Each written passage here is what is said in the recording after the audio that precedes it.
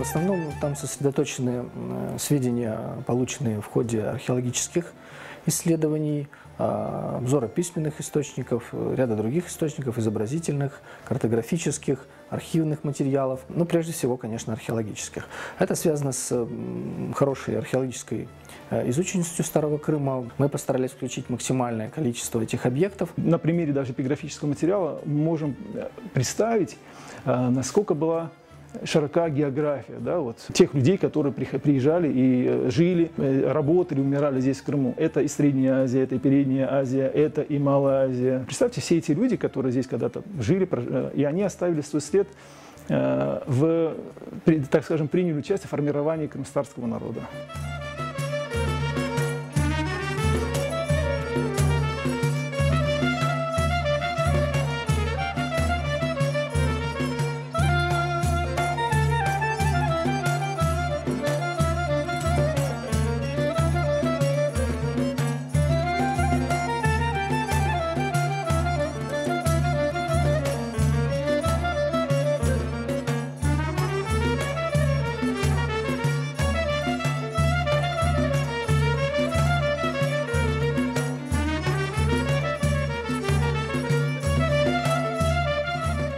В этот том вошли материалы археологических и этнографических экспедиций, которые были предприняты Усиным Баданинским в 25-28 годы. Полевые описи, рисунки. Был в экспедиции в Степном Крыму и сумел зафиксировать башташи в степной части Крыма с тамгами. Да, то есть многое из того, что тогда удалось сделать Усину Баданинскому, Осману Чукраклы, многое из того, что они сделали, тогда уже как бы не сохранилось.